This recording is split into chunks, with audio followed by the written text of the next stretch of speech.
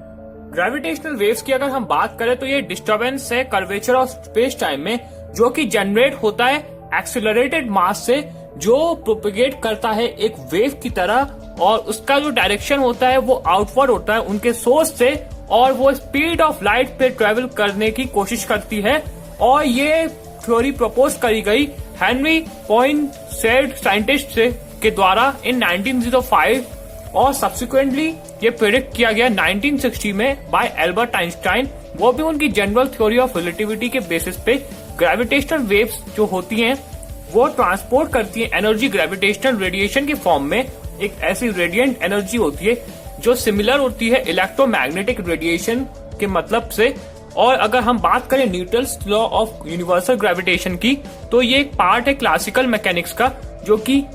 इस gravitational waves के existence का प्रोवाइड बिल्कुल नहीं करता है। मतलब कि ये लॉज जो प्रिडिक्ट हैं वो एक अजम्पशन पे प्रिडिक्ट है कि फिजिकल इंटरैक्शन प्रोपगेट होती है उसमें इंस्टेंटेनियसली। मतलब कि फिजिकल इंटरैक्शन वेव्स के फॉर्म में इनफाइनाइट स्पीड में भी हो सकती हैं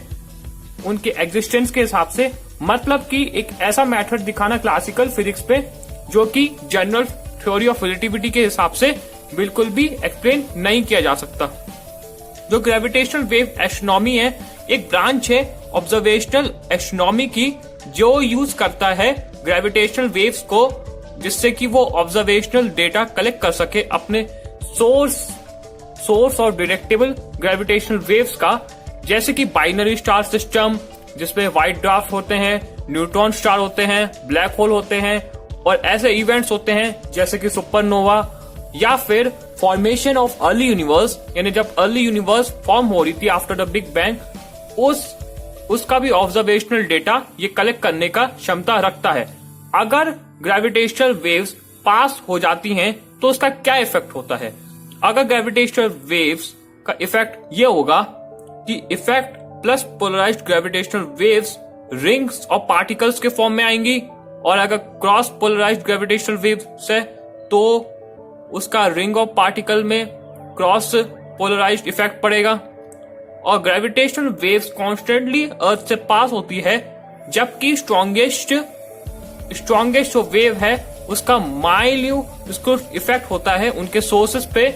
और वो जनरली बहुत ग्रेट डिस्टेंस पे होती हैं। मतलब ग्रेविटेशनल वेव्स का आप अगर सोर्स देखोगे वो बहुत ज्यादा दूर मिलेगा। जैसे कि एक एग्जांपल लिया जाए कि अगर एक वेव है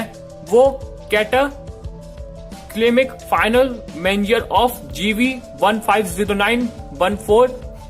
अर्थ पे रीच करी थी after travelling billions of light years. आप समझ सकते होंगे कि एक लाइट ईयर में कितना डिस्टेंस होता है, उससे भी बिलियन लाइट ईयर्स डिस्टेंस पे ट्रेवल करने के बाद हमारी अर्थ पे पहुंची, और वो भी एक स्पेस टाइम में रिबल के फॉर्म में, जिसने हमारे लेंथ चेंज कर दी 4 किलोमीटर लेगो आर्म की, वो भी 1000 of width of the proton से, जो कि प्रोपोर्शनली इक्विवेलेंट है